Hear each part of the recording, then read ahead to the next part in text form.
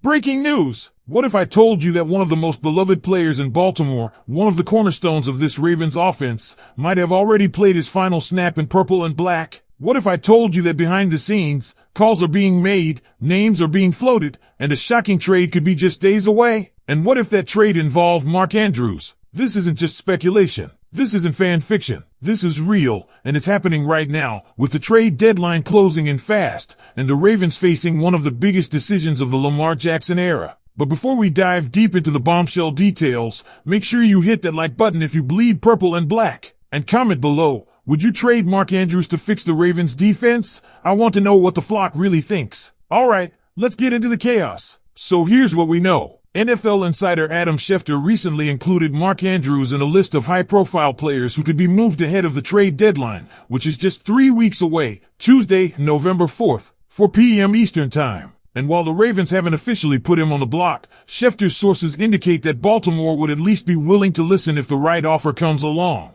That's not smoke, that's a signal fire, and it's coming straight from one of the most plugged-in guys in the league. Now, this isn't just some mid-season speculation from an outsider. This talk has been brewing for months, ever since the playoff loss to Buffalo. Back in January, the idea of trading Andrews was considered absurd by many. But now, fans who once scoffed at the idea are calling in, practically begging for it. That's how quickly things can flip in the NFL. But why even consider trading one of your top offensive weapons, especially during a year when scoring has been, well, let's be honest, non-existent in the last 2 games, just 13 points combined. You'd think that's a reason to keep Andrews, not move him. But here's the twist. It's not about what the Ravens have on offense. It's about what they don't have on defense. Baltimore's edge rusher situation right now? It's a mess. Asterisk Davius Robinson, broken foot, out 6 to 8 weeks. Asterisk Kyle Van Noy, just 1 sack in 2025. Asterisk Mike Green, 0 pressures in the last 2 games. Asterisk David Ohabo, 2 tackles total this season. There's a dire need for defensive help, especially on the edge,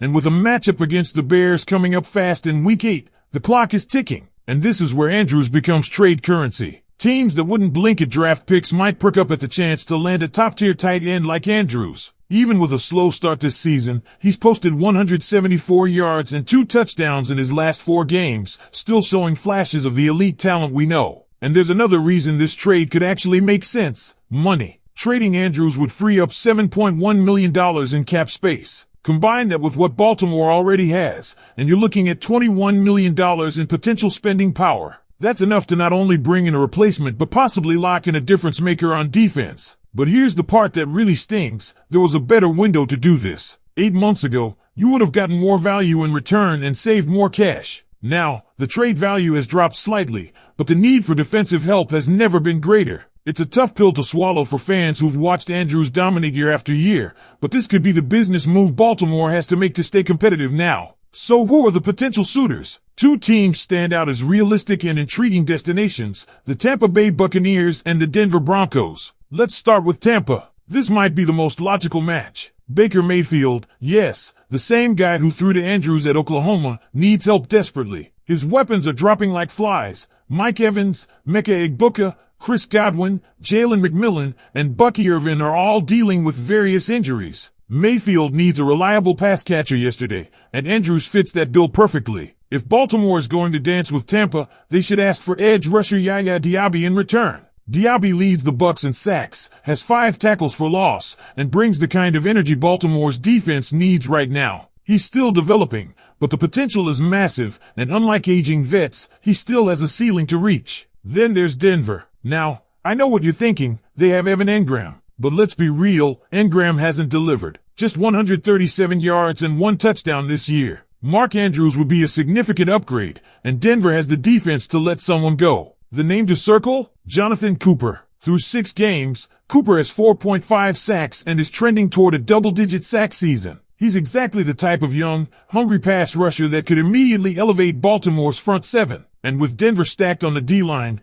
they might be willing to part ways with Cooper in exchange for a game-changing offensive weapon. Let's keep this going. So, if the Ravens do decide to pull the trigger and move on from Mark Andrews, the return has to be immediate impact, not future picks, not a late-round flyer. This team is 3-2, in striking distance in the AFC, and they simply can't afford to go backward. It's win now mode, and that means getting the right player back, one who can shift the balance of power on the defensive side of the ball. Let's dive deeper into those trade possibilities, starting with the most intriguing name on the board, Jonathan Cooper. Cooper is everything Baltimore needs. The Broncos' edge rusher is only in his third season, but he's already showing elite traits, explosiveness off the snap, the ability to bend around tackles, and that raw aggression the Ravens haven't had consistently since Terrell Suggs. Through 6 games in 2025, Cooper's already notched 4.5 sacks. That puts him on pace for a 10-plus sack season, and that's on a Broncos team that's not exactly dominating time of possession.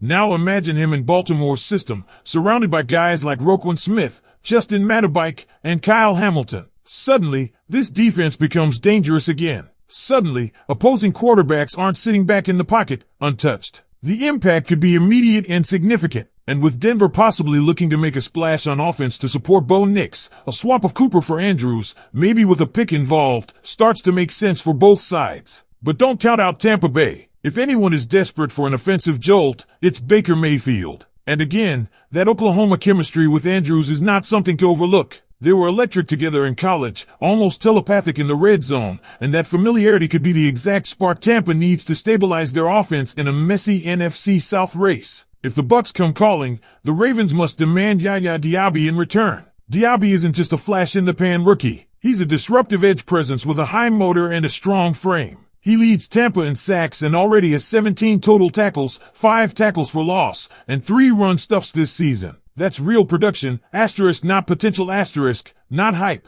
And with the Ravens struggling to get pressure from guys like Mike Green and Ohabo, plugging Diaby into this system could pay off immediately. And remember, this wouldn't just be a Mark Andrews for Diaby deal. Baltimore would also be opening up $7.1 million in cap space. When you add that to what they already have, that $21 million gives them flexibility to add again. Maybe you go get a veteran corner. Maybe you add a rotational linebacker or another lineman. The point is, it opens doors. And for a team with postseason ambitions, flexibility matters in November. Now, let's talk about the elephant in the room, Lamar Jackson. Trading away Mark Andrews isn't just a roster move. It's an emotional and psychological decision. These two have built one of the strongest QB-TE relationships in the league over the past 5 years. They've gone to war together. And even this season, as slow as the offense has been, Andrews is still second in targets and has 2 of the team's few touchdowns. Removing him means putting more pressure on guys like Zay Flowers, Rashad Bateman, and Isaiah Likely. It's a gamble, but it also might be necessary. Why? Because this defense can't keep bleeding pressure.